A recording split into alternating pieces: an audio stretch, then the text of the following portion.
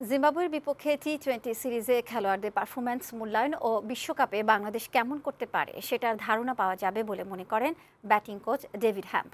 ঘরের মাঠে এই সিরিজে জয় পরাজয়ের চেয়ে ক্রিকেটারদের পারফরম্যান্সের উপরই জোর দিতে চান তিনি। তাই স্কোয়াডের সব খেলোয়াড়দের মাঠে পারফরম্যান্সের সুযোগ দেওয়া হবে বলে বৈশাখী টেলিভিশনকে জানিয়েছেন বাংলাদেশ দলের ব্যাটিং কোচ। সাজ্জাদ সাজুর প্রতিবেদন।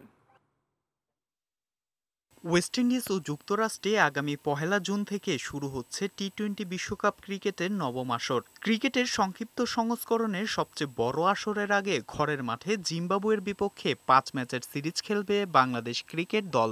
গত এক যুগেরও বেশি সময় ধরে জিম্বাবুয়ের চেয়ে শক্তি এবং সামর্থ্যের বিচারে অনেক এগিয়ে আছে বাংলাদেশ। সিরিজ খেলতে ইতিমধ্যে বাংলাদেশে পৌঁছেছে জিম্বাবুয়ে দল। টি-20 বিশ্বকাপ ক্রিকেটের আগে ঘরের মাঠে এই সিরিজটি বাংলাদেশ দল নিচ্ছে প্রস্তুতি হিসেবে।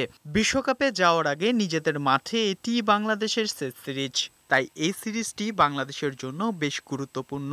সিরিজে জয় কিংবা পরাজয় নয়, বাংলাদেশ দলের টিম ম্যানেজমেন্ট গুরুত্ব দিতে চায় খেলোয়াড়দের পারফরমেন্সের উপর। দলের প্রতিটি খেলোয়াড় ব্যাট বলে কেমন পারফরমেন্স করে সেটি নিয়ে কাজ করা হবে বলে জানিয়েছেন বাংলাদেশের ব্যাটিং কোচ ডেভিড হ্যাম্প। অবশ্যই আমাদের লক্ষ্য থাকবে ৫টি ম্যাচ জেতা, তবে তার চেয়ে বেশি গুরুত্বপূর্ণ হলো এই সিরিজে ক্রিকেটাররা কেমন পারফরমেন্স করছে সেটা দেখা। বিশ্বকাপের আগে আমরা মোট ৮টি ম্যাচ খেলার সুযোগ পাব। এই সিরিজ থেকে আমরা বিশ্বকাপের একাদশের একটা প্রাথমিক ধারণা নিতে পারব।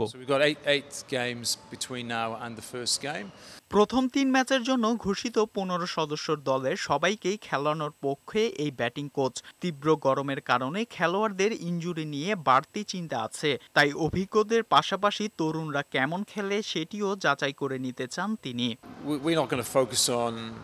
আমি মনে করি টি-20 বিশ্বকাপের জন্য এই স্কোয়াডে থাকা খেলোয়াড়দের প্রাধান্য দেওয়া হবে।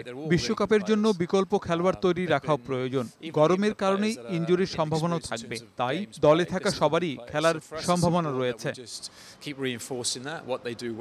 আগামী ৩রা মে থেকে চট্টগ্রামে শুরু হবে বাংলাদেশ ও জিম্বাবুয়ের মধ্যকার প্রথম টি-20 ম্যাচ।